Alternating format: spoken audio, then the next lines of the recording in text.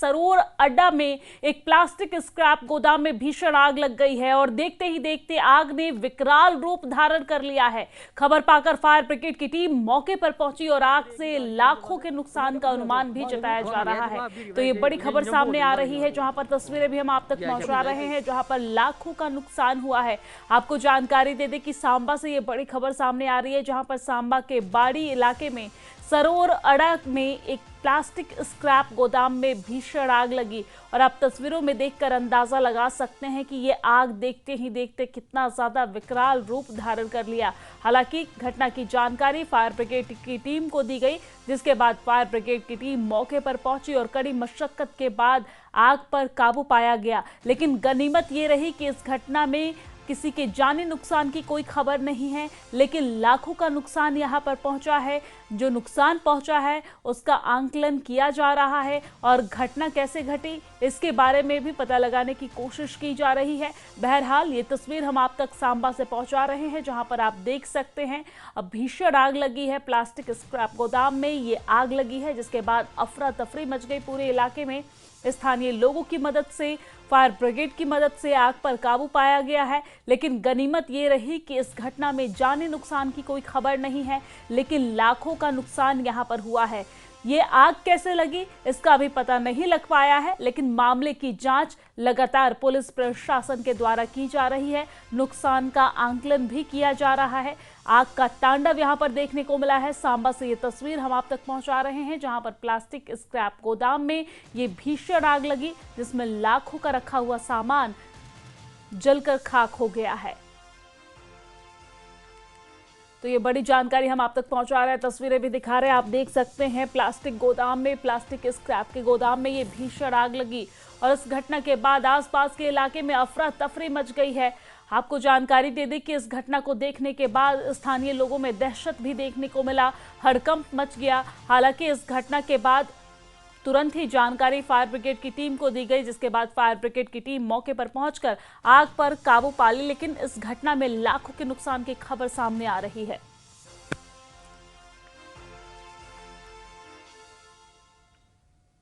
और आगे बढ़ते हुए बात शिमला की करेंगे। शिमला के रोहड़ू में आग में एक घर राख हो गया है जलकर। यहां के स्पैल वैली इलाके में गवाना गांव में एक घर में भीषण आग लग गई। कुछ देर में ही आग ने विकराल रूप धारण कर लिया। खबर पाकर फायर ब्रिगेड की टीम मौके पर पहुंची और स्थानीय लोगों की मदद से आग को बुझाने की कोशिश की गई, लेकिन आग की लपटें इतनी तेज थी कि देखते ही देखते सब कुछ राख हो गया। तो ये बड़ी जानकारी हम आप तक पहुंचा रहे हैं, तस्वीरें भी दिखा रहे हैं शिमला से। ये तस्वीर जहां पर शिमला के रोहड़ू में स्पेल वैली में ये आग का तांडव देखने को मिला है। एक घर में दरअसल इस दौरान आग लग गई है। गवाना गांव के एक घर में आग लगी, जिसमें देखते ही देखते घर पूरी तरीके से जलकर खाक हो गया है। आपको जानकारी दे दें कि इस घटना की जानकारी फायर ब्रिगेड की टीम को दी गई। फायर ब्रिगेड की टीम मौके पर पहुंची भी, लेकिन जब तक फायर ब्रिगेड की टीम पहुंची आग ने विकराल रूप धारण कर लिया था और उसके बाद यहां पर आग पर काबू तो पाया गया। दूसरे घर को इसने चपेट में नहीं लिया, लेकिन जिस घर में आग लगी थी वो घर जलकर पूरी तरीके से खाक हो चुका है। स्थानीय लोगों में दहशत देखने को मिला। जो परिजन है, जो पीड़ित परिजन है, वो सरकार से और प्रशासन से मदद की गुहार लगा रहे हैं। लेकिन शिमला के रोहड़ू में आग का तांडव देखने को मिला है, जहां पर एक घर पूरी तरीके से जलकर खाक हो गया। हालांकि आग लगने के पीछे की वजह अभी स्पष्ट नहीं हो पाई है, लेकिन जानकारी ये सामने आ रही है कि इस घटना में ये घर पूरी तरीके से जलकर खाक हो गया है। स्पैल वैली इलाके के गावना गांव में एक घर में ये आग लगी है।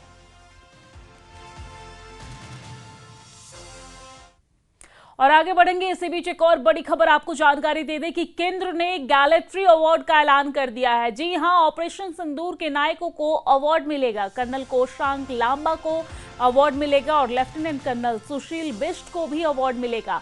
ग्रुप कैप्टन रणजीत सिंह सिद्धू को भी ये अवार्ड मिलेगा और ग्रुप कैप्टन अनिमेश पाटनी को भी ये अवार्ड मिलेगा।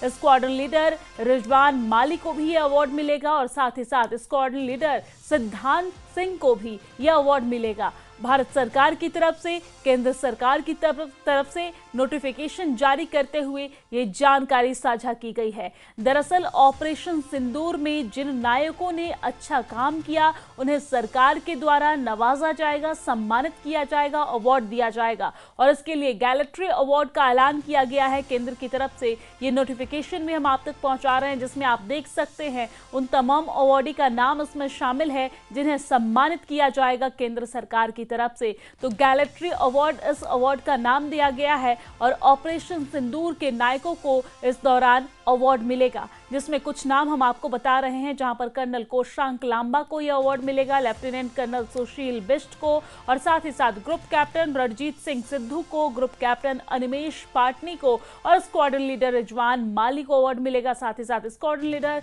सिद्धांत सिंह को भी यह अवार्ड मिलेगा। तो बड़ी जानकारी, जहां पर ऑपरेशन सिंदूर के नायकों को गैलेट्री अवार्ड से नवाजा जाएगा, सम्मानित किया जाएगा और इसकी घोषणा कर दी गई है, नोटिफिकेशन जारी कर दिया गया है।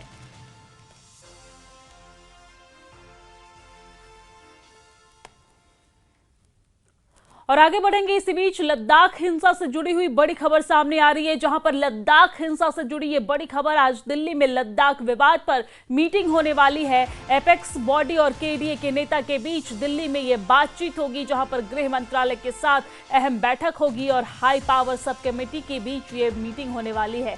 दरअसल लेह हिल डेवलपमेंट काउंसिल के chief executive councillor advocate Tashi Gyalson भी दिल्ली पहुंचे हैं और ताशी गल्यासन का भी बड़ा बयान सामने आया है, जहां पर उन्होंने कहा है कि गृह मंत्री अमित शाह ने कहा है कि लद्दाख की जायज मांगे पूरी होंगी और बुधवार को होने वाली मीटिंग को लेकर पॉजिटिव रिजल्ट की उम्मीद भी जताई जा रही है। जुडिशनल इंक्वायरी की मांग हमने की थी। लद्दाख के 4 पॉइंट एजेंडे पर आज मीटिंग में बातचीत होने वाली है।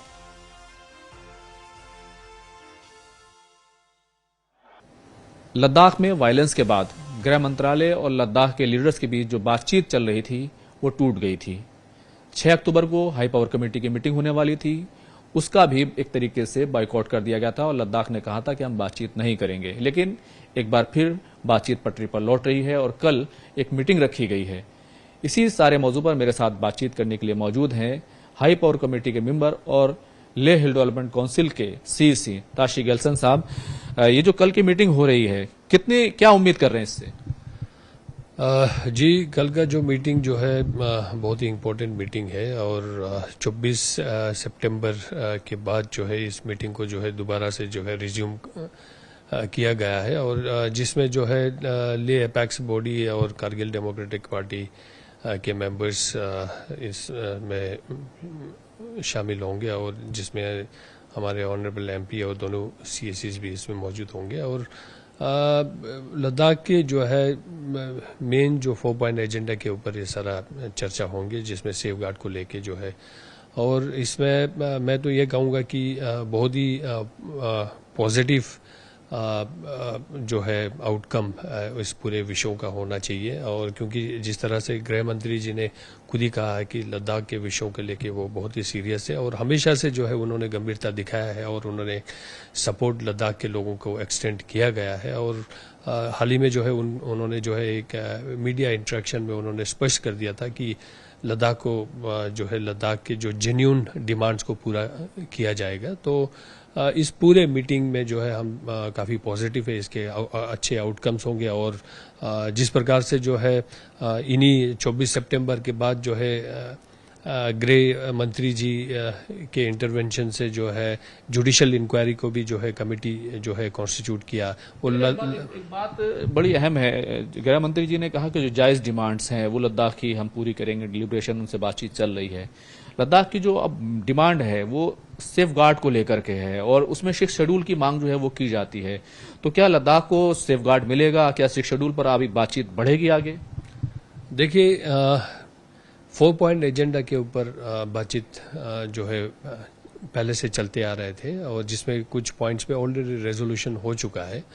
बाकी ये जो है 4 पॉइंट एजेंडा जो है एमएचए ने ही जो है एजेंडा में रखा गया है तो उनके ऊपर चर्चा करेगा। जहाँ तक लद्दाख की सेफ गार्ड का इशू है, मुझे पूरा उम्मीद है लद्दाख को सेफ गार्ड मिलेगा और इस तरह का जो है पॉजिटिव वाइब्स हमें हमेशा से जो है दिल्ली सरकार से जो है हमें मिला है। दिल्ली में जो हमारे सरकार है, MHA है, सबसे जो है एक पॉजिटिव वाइब्स ही मिला है हम लोगों को। तो पूरा उम्मीद है कि लद्दाख को सेफगार्ड मिलेगा और लद्दाख के अहम मुद्दों के ऊपर जो है एक कंस्ट्रक्टिव डिस्कशन होंगे इस तरह का। तो कुल मिलाकर सभी की नजरें जो है इस पूरी मीटिंग पर जो कल होने वाली है उस पर बनी हुई है, क्योंकि इस मीटिंग में हो सकता है कि 6 शेड्यूल को लेकर कोई बड़ा फैसला हो। कैमरामैन योगेंद्र के साथ खुर्रम शहजाद, न्यूज़ 18 दिल्ली। और यहाँ पर वक्त एक बहुत छोटे से ब्रेक का, जल्द लौटते हैं।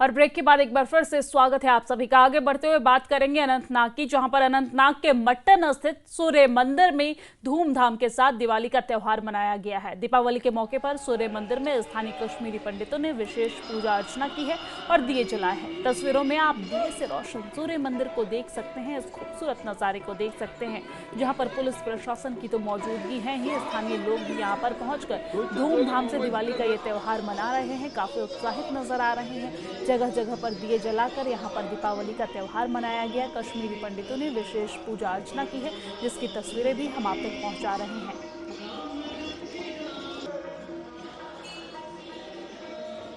दीपावली का पावन त्यौहार आज सूर्या मंदिर माठन में इस वक्त हम मौजूद हैं।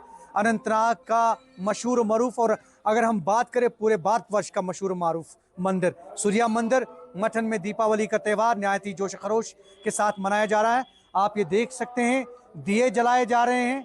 और इस फेस्टिवल को अगर हम मनाने की बात करें तो कहीं ना कहीं आज श्री रामचंद्र जी, जो भगवान रामचंद्र जी हैं, उनको याद किया जा रहा है।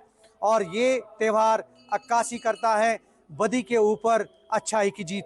हमारे साथ श्रद्धालु हैं यहाँ माठन सूर्य मंदिर में, इनसे बात करेंगे। बताइए नाम अपना। मोहित जी, फेस्टिवल जो है कहीं ना कहीं ये दिया जलाने का जो आप काम कर रहे हैं, अभी ये फेस्टिवल मनाने का काम जो कर रहे हैं, क्या दर्शाता है?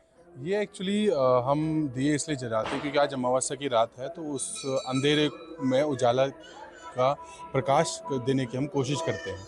और मोस्टली जो ये सेलिब्रेशन जो होता है दिवाली का, ये मोस्टली होता है कि जो हमारे रामचंद्र जी थे, उनको वनवास मिला था 14 वर्ष का, जो उनके पिताश्री ने उनको दिया था।